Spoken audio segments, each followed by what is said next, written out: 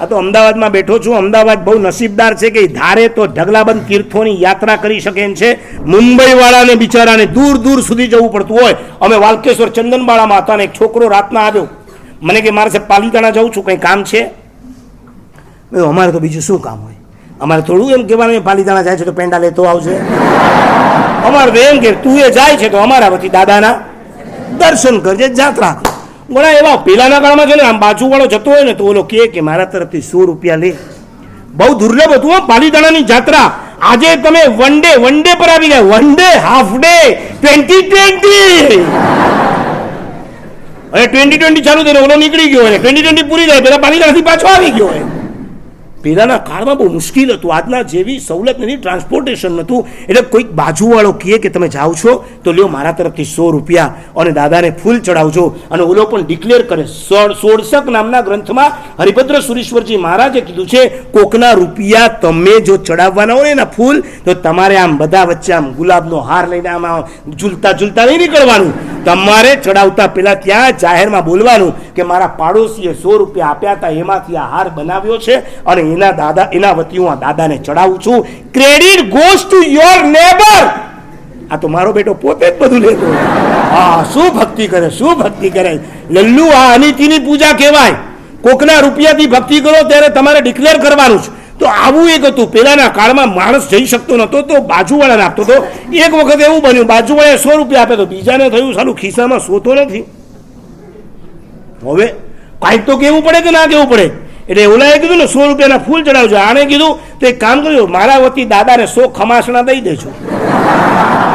એટલે ઓલો આ ધંધો કર્યા કરે તારા વતી 100 ખમાસણા દઈ દે છે. બોલતા બોલી દીધું, પણ ઓલાએ કરવાનું છે. અમે ચંદનબાળામાં વાલકેશ્વર અને એક છોકરો કહેવા આવ્યો કે મારે સાહેબ જવું છું કંઈ કામ. મેં કીધું બસ દાદાની જાત્રા કરજો. બીજો દિવસ પૂરો, ત્રીજા દિવસે સવારે હાજર, 36 hours. મેં કીધું તમે જવાના હતા? હું તમને આ 35 વર્ષ પહેલાની વાત કરું. મેં કીધું તમે તો મને કે જઈ આવ્યો. એવું કઈ રીતના?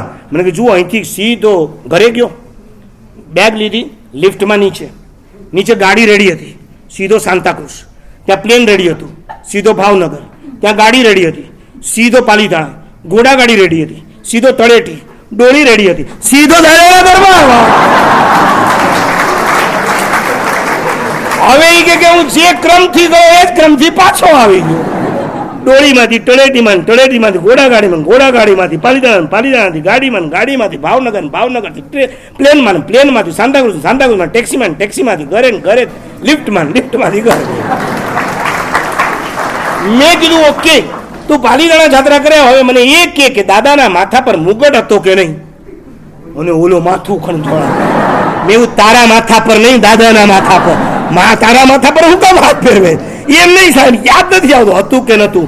તું ગયો તો કે તારું પાર્સલ ગયું તું? તમારા કોઈ ઠેકાણા નહીં. 99 કેટલાય કરીશ? આંગળી ઊંચી કરો ઝડપથી. 99 કેટલા જણે કરીશ? યસ. હવે તમારી 99 કેવી હતી જરા કહેશો મને? કહેશો નહીં, વાતો નહીં કરવાની. જેને કરી હોય એને આંગળી ઊંચી કરવાની. 99 કરી છે ભાઈ તમારામાંથી કોઈએ? આ બાજુ. ઓકે. હવે 99 કેવી? એક દિવસમાં કેટલી કરતા હતા? એટલે અમે કોમ્પિટિશન હતી. યસ. તમારી સાથે વાળી રૂમ વાળો કે તમારો પાર્ટનર જે હતો ને એની સાથે તમે કોમ્પિટિશન લગાવી. તારા કરતા હું પેલો ને તારા કરતા હું પેલો. હવે 99 એટલે મિનિમમ 30 days તો તમને ત્યાં પાલીતાણામાં રહેવા મળ્યું હતું ને, જે શાશ્વત ગિરિરાજ કહેવાય, જેના કાંકરેથી અનંત આત્માઓ સિદ્ધ્યા હોય, જેના એક કાંકરાને તમે મસ્તક પર ચડાવો ને, તમારા મસ્તક પરથી જેટલા આત્મક પ્રદેશો છે એમાં રહેલા અનંતા કર્મોની તમે ભૂક્કા બોલાવી દો. એવી તાકાત જે ગિરિરાજમાં પડી છે, તમને કુછ નથી પડી. તમે તો જાણે થપ્પો મારવા ગયા હતા. આ બહેનોનું એક ગીત હોય છે, આ પદ્માવતીનો થપ્પો, આ ચકેસરીનો થપ્પો. બસ તમારું પણ આ 99માં પેલી 99નો થપ્પો, આ બીજી જાત્રાનો થપ્પો. અને થપ્પા થપ્પી રમવા ગયા હો એવી રીતના તમે 30 દિવસ 35 દિવસ મિનિમમ ડેઝ એન્ડ મેક્સિમમ યાત્રા. ઓછામાં ઓછા દિવસમાં અમે આટલી જાત્રા. અને પાછા મમ્મી પપ્પા હરખાય અને લઈને આવે અમારી પાસે. સાહેબ 32 દિવસમાં 99 કરીશ તો શું કરું હવે? એને હાર તોરા ચડાવું મારે? આ ભગવાનનું શાસન છે. અહીંયા 32 ને 42 ને 52 દિવસ નથી ગણાતા. અહીંયા તો કેટલા ભાવથી તમે જાત્રા કરી. એનું રિઝલ્ટ છે. કેટલા દ્રવ્યથી, કેટલી સ્પીડથી જાત્રા કરી એનું રિઝલ્ટ નથી. પસ્તાતા નહીં. જેણે 99 સ્પીડમાં કરી છે, ફૂલ સ્પીડમાં કરી છે, એમને કહું છું પસ્તાતા નહીં. બીજી વખત જજો, કરજો.